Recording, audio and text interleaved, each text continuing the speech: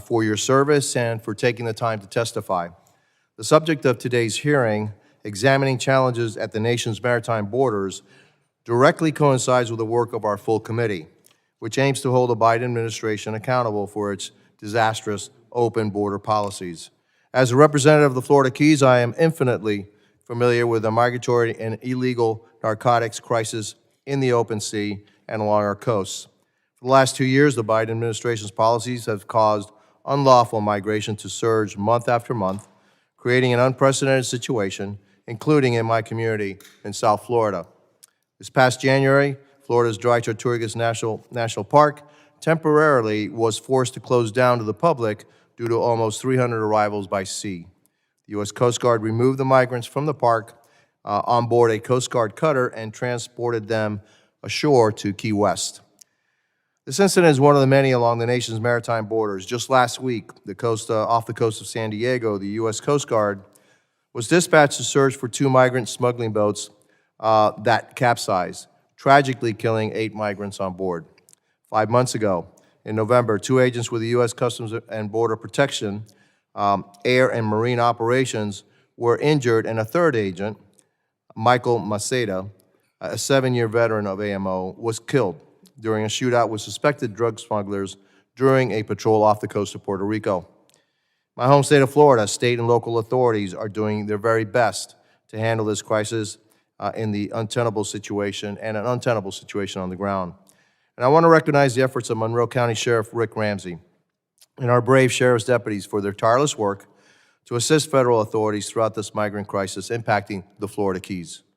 Since August 2022 alone, nearly 11,000 migrants have been repatriated after attempting to cross the Florida Straits. Over the past 2 years, I've continued to raise the alarm about the surge of illicit narcotics, particularly deadly synthetic opioids like fentanyl, entering our nation's borders at record levels.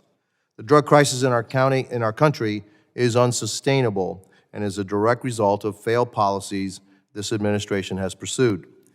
With that said, I would like to recognize the importance of the agencies, each with our witnesses represented. The U.S. Coast Guard plays a crucial role in keeping our country safe and our maritime border secure.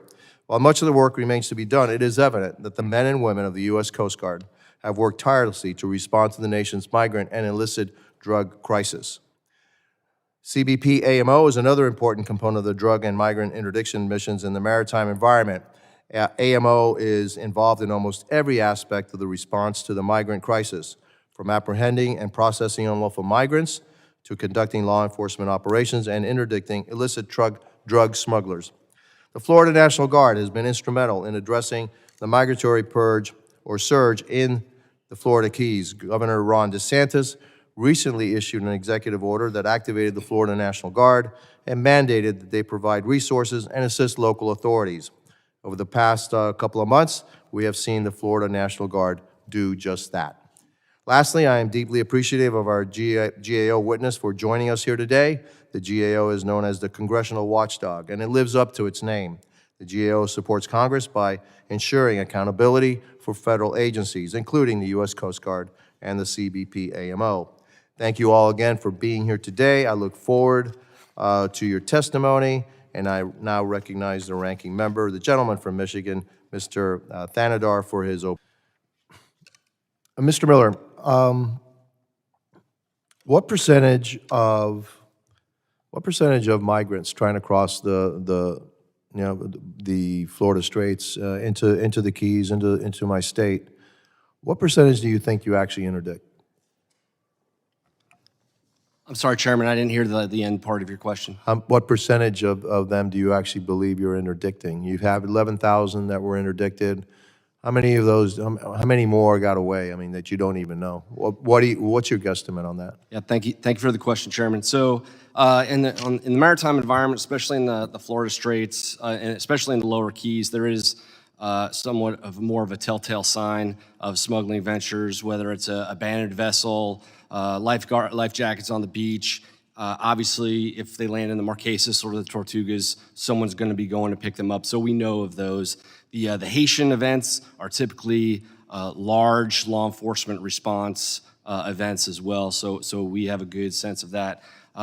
Like you mentioned, the unknown, I would say, would be largely from the Bahamas. So you've got, Freeport is less than 90 miles away, Bimini less than 50, Cuba's, 80 something. So especially with some of the fast vessels that they have now, that distance, and in marine interdiction, everything is a calculus of speed, time, and distance. And so a lot of those vessels can traverse that distance in a very short amount of time.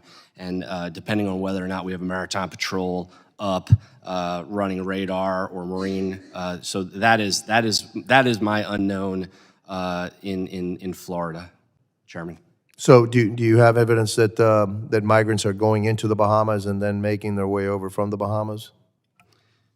Thank you for the question. So we know that for a fact, there's a big route, whether they're generating from the Lesser Antilles or the Turks and Caicos, or flying directly into the Bahamas and then coming across.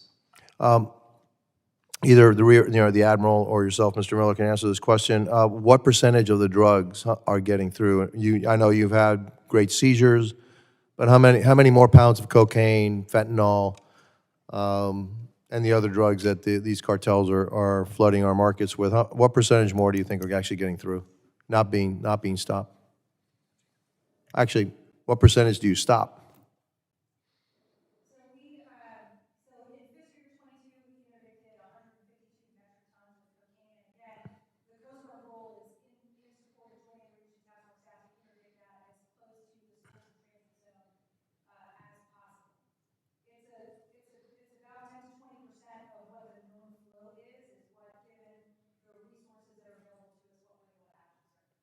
So 80% gets through, 20% is stopped? Okay. Some of my colleagues on the other side of the aisle they cite the stats from the Department of Homeland Security saying that most fentanyl is captured at ports of entry. They don't take into account that on the southern border, 1.5 million people got away. They don't know. We don't even know who they are. Okay, they came to this country. We don't know who they are, what they got, what they're doing here, what they were carrying. Would it be easier? Is it easy for a one person to carry a sizable load of fentanyl? Anybody know that? Yeah, Mr. Miller. Thank you for the question. I can tell you, Chairman, that in the maritime environment, we do not see a lot of fentanyl in the maritime environment. Probably because the drugs that you're dealing with are much heavier, bulkier than fentanyl, because fentanyl, just one pill can do a lot of damage. And so I estimate, or I believe, that probably the fentanyl is getting in through those gotaways. Some fentanyl is being captured at the port of entry. But there's definitely a lot of fentanyl in this country at this point, enough to kill us tens, if not hundreds, times over. And that the heavier drugs are actually being transported a different method, probably by sea, et cetera. Okay. When you talk about the numbers that are coming through, you said that there was a drop from October to February of this year. How does that compare to the numbers from October to February of last year? Because now we're talking about the winter. The conditions are rougher, and I'm pretty sure that the numbers dropped during the winter months. But do they somehow compare to the previous years? How do you guys have any information on that?